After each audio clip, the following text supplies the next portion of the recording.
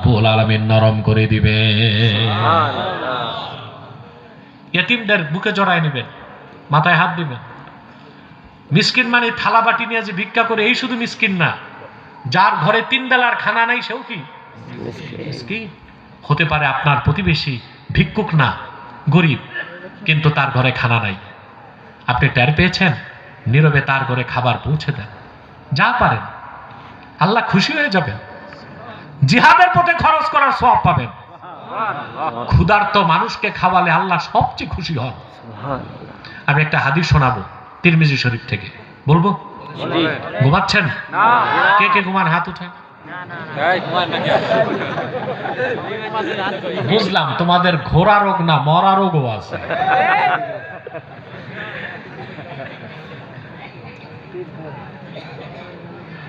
প্রিয় বন্ধুগণ, মদিনাতুল মুনাওয়ারাতে রাসূলুল্লাহ সাল্লাল্লাহু আলাইহি ওয়াসাল্লামের নূরের জামানায় এক সাহাবী 3 দিন রোজা রাখছেন, না খেয়ে, কিছু খেতে পান নাই, কিন্তু রোজাও ছাড়েন নাই।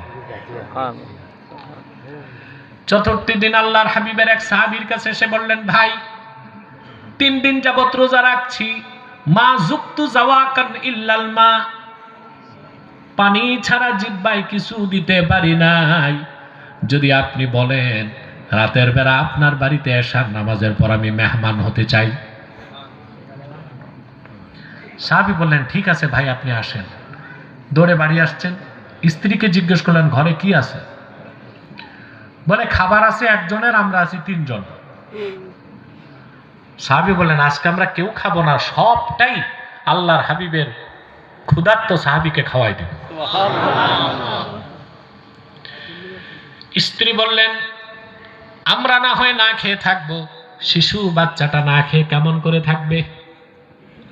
সাহাবী তার স্ত্রীকে শিখায় দিলেন, নাওয়িমিস সাবিয়্যা ক্বাবলা সালাতিল ইশা, এশার নামাজের আগে বাচ্চাটারে ঘুম পাড়ায় দিও। ঘুমে ঘুমে রাত পার হয়ে যাবে, খাবার আর লাগবে না। তুমি যখন মেহমানের সামনে খাবার রাখবে, কৌশলে বাতিটা নিভায় দিও, কারণ ঘর অন্ধকার থাকলে আমরা আলাদা বসে খালি বর্তনে হাত তুলবো, নামাবো, মেহমান মনে করবে আমরাও খাচ্ছি, তার সাথে আমরা বসলে তার খাবারে টান পড়ে যাবে, 3 দিন তিনি কিছু খান নাই। ঈশার নামাজের পর সাহাবী চলে আসলেন, শিশু বাচ্চাটা ঘুমায় গেল। স্বামী স্ত্রী খাবার এনে রেখে বাতি নিভায় দিলেন। অন্ধকার ঘরে সাহাবী খাচ্ছেন তৃপ্তির সাথে, দূরে বসে অন্ধকার প্লেটে স্বামী আর স্ত্রী হাত উঠায় আর নামায়। সাহাবী ভাবলেন আমিও খাচ্ছি, তারাও খাচ্ছে, তৃপ্তির সাথে পানাহার করে চলে গেলেন সাহাবী। রাতের বেলা শেষ রাতে সাহরি করার জন্য ঘরে কিছু নাই, পানি পান করে সাহাবী ও তার স্ত্রী রোজা রাখলেন। ফজর নামাজের আজান হয়ে গেল।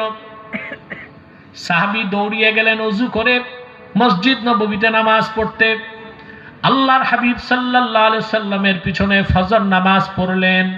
নামাজ শেষে আমার নূর নবীজি সাহাবীর দিকে ঘুরে বসলেন আর বললেন, আমার সাহাবী, গত রাতে তুমিও তোমার স্ত্রী এমন কি নেক আমল করেছ, স্বয়ং আল্লাহ রাব্বুল আলামিন রাজি হয়ে গেছে।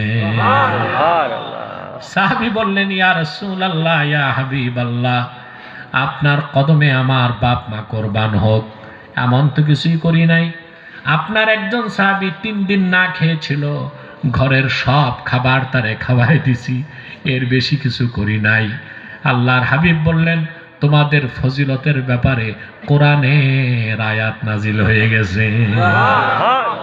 আল্লাহ পাক ঘোষণা করেন, ওয়া ইউথিরুনা আলা আনফুসিহিম ওয়ালাউ কানা বিহিম খাসাসা। প্রিয় হাবিব মুহাম্মদ সাল্লাল্লাহু আলাইহি ওয়াসাল্লাম, আপনার সাহাবীগণের মধ্যে এমন উন্নত মহান চরিত্রের মানুষও আছে যারা নিজেরা ক্ষুধার যন্ত্রণা বরদাস্ত করে অন্যদেরকে